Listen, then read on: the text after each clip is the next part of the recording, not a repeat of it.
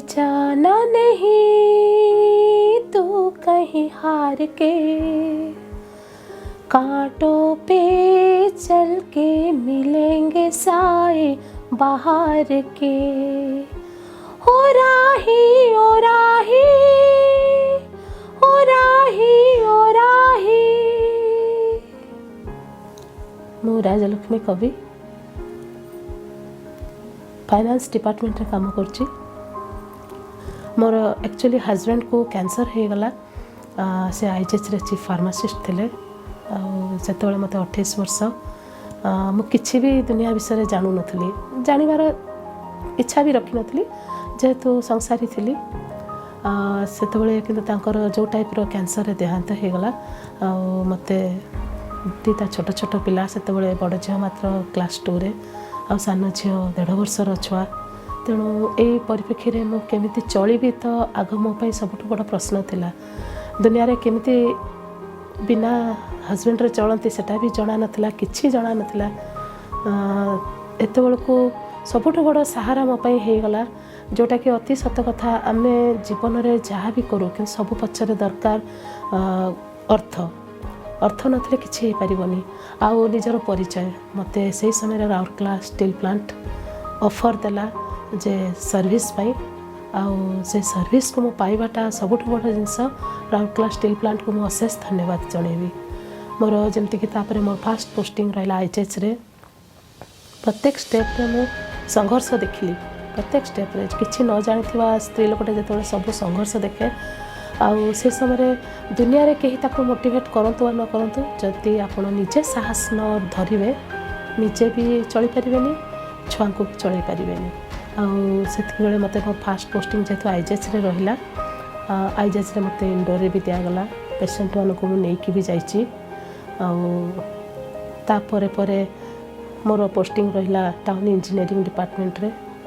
तेणु 2011 रे मुझे गली फाइनान्स डिपार्टमेंट को ये सबू जो स्टेप को मुझे अतिक्रम कली तार मूल जिनस है राउरकेला स्टील प्लांट। आउ द्वितीय जिनस है मोर विल पावर और साहस। ये जगार मुझे केवल कहबी जदि साहस न धरी था मु भांगी पड़ी था। दुख तो जोटा आसी थाए, दुख तो आसी थाए, कि से दुख रे भांगी न पड़िकी केमी आग को बढ़ा, केमी साहस सहित मुकाबला करवा, से जिनसटा मु शिखिली। आउ रहा जितेबले संगीत मुझे संगीत करुच्ची आज ताहा मध्य राउरकेला स्टील प्लांट अवदान कहीं कहबी ना। प्रथम चाकरी मिलगला। चाकरी मिलला परे मु मानसिक स्तर में आग शांति पाइली जे नाई मते छुआ को बड़ करार अच्छी चलबार अच्छी। तेणु जितेबाला गोटे जिनस सुविधा हो गला तापर मो निज मन कहला जे ना। मो मिस्टर सबुदिन कहते जे म्यूजिकटा छाड़बनी, जहाँ कर म्यूजिकटा छाड़बनी। तेणु से गोटे जिनस मो मन में आसला जे म्यूजिकटा को रखी, म्यूजिक को आग को बढ़ेबी। तेणु निजर परिचय सृष्टि कली, पढ़ा भी जारी रखिली। आग को मु एमए पाठ भी पढ़ली, एमबीए पाठ भी पढ़ली। ता सांगरे सांगरे म्यूजिक को भी जारी रखली, शिक्षा नेली गुरु मानकठू। मुझे जाने ना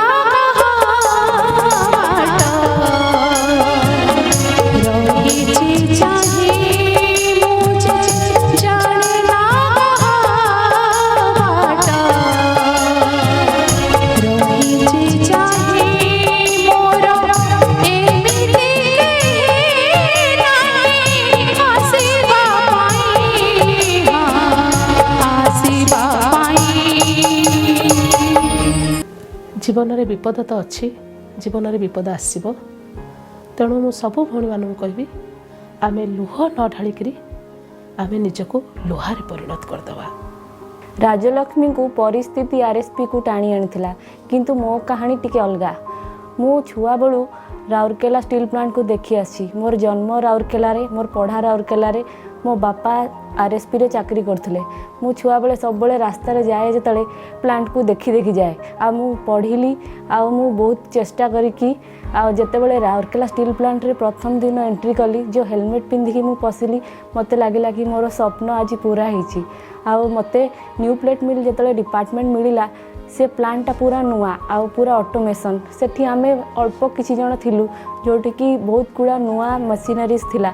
मते ऑपरेटिंग करिया को सुजोग मिलियारु मु बहुत खुशी थिली। मु देखुथिली कि सब झियो माने कौन ऑफिस रे काम कर मत कि नुआ मिली समस्ते पचारे मत कि तू कौन करुचु मु कहूली कि मु किसी ऑपरेटिंग करुच्ची तो मत फास्ट पाइलर क्रेन मिलता सेठी दीटा ऑटोमेटिक क्रेन थिला जोड़ा कि मु चलैली तापर अलग नुआ पिला माने जतले आसिले मु तांको ट्रेनिंग देली वर्तमान सेटा बे गोटे कॉन्ट्रैक्टर पिला माने चलाउछंदी सेठी 30 रु 40 जन पिला को मु ट्रेनिंग देली एबे कोल्ड प्लेट लेबलर बोली गोटे मशीन अच्छी जोड़ा कि मु ट्रेनिंग नेली मु शिखिली पूरा आम मिल रे मु एका ही शिखी तापर मु 4 जन को ट्रेनिंग देली एबे आमे समस्ते बहुत भले चलाउछु आ मु बहुत खुशी अच्छी चलेकी आ एबे भी मते जदि किए कौनसी जगार किए ऑफर करती कि तुम आस ऑफिस रे काम कर मु चाहिए कि मु जो मोर पैशन मोर स्वप्न पूरा होती मुझा को सब बजाय रखी आ मु प्लांट रे एमती ही मिल रे काम करी सब मु चेष्टा करुच्ची कि मु जिते भल करी आउ किछि बेटर कर पारिबी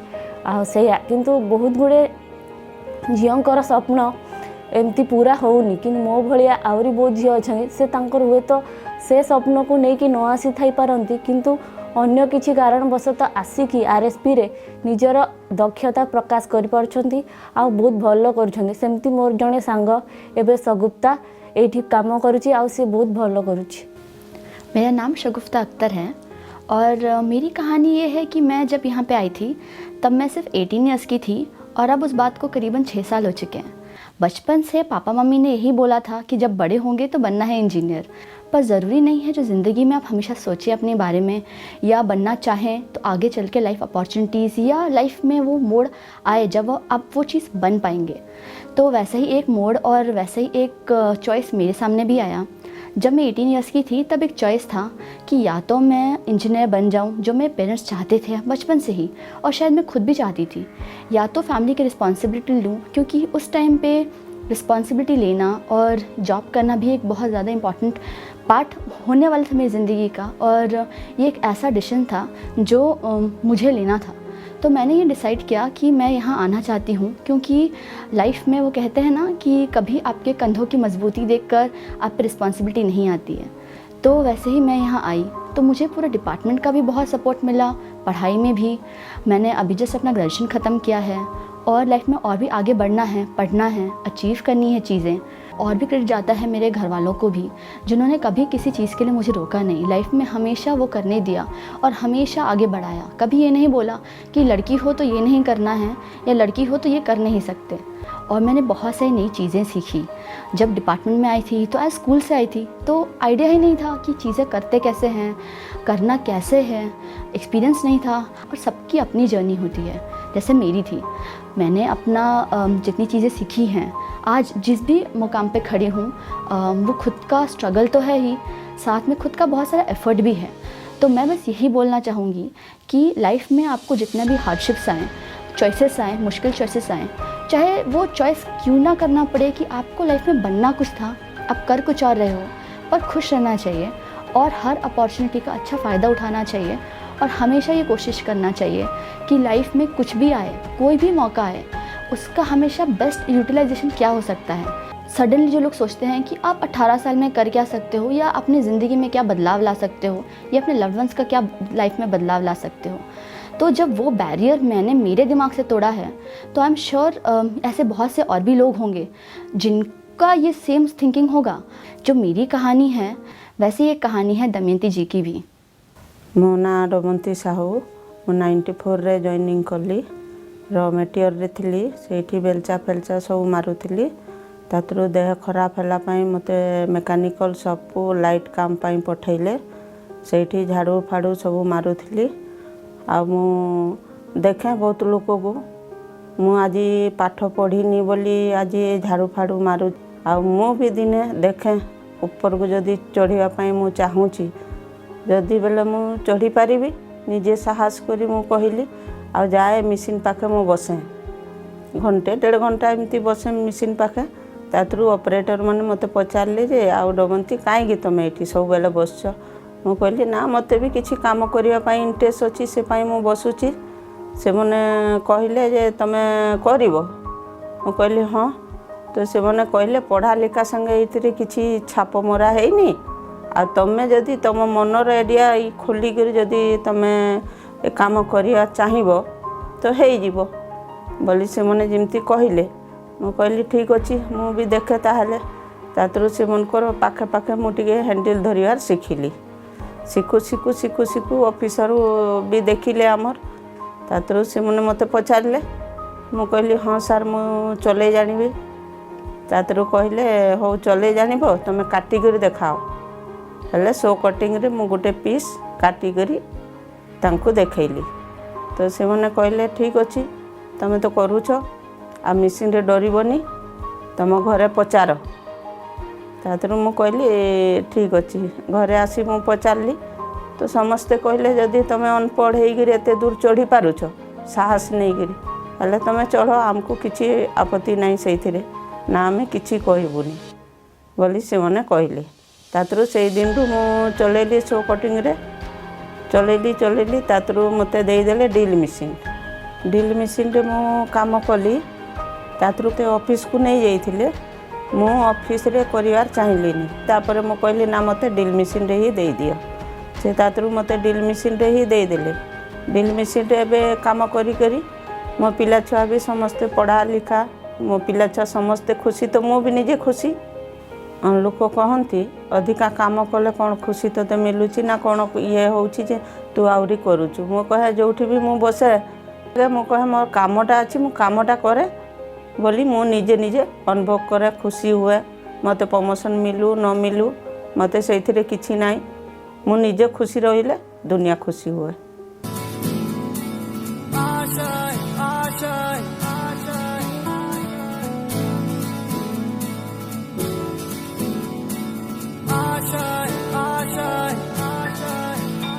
कुछ पाने की हो आस आस, कोई अरमा हो जो खास खास आशाएं, हर कोशिश में हो बार बार करे दरियाओं को आर पार आशाएं, तूफानों को चीर के मंजिलों को छीन ले आशाएं, ले दिल की उम्मीदें हंसे दिल की, अब मुश्किल नहीं कुछ भी, नहीं कुछ भी, आशाएं ले दिल की उम्मीदें हंसे दिल की, अब मुश्किल नहीं कुछ भी, नहीं कुछ भी।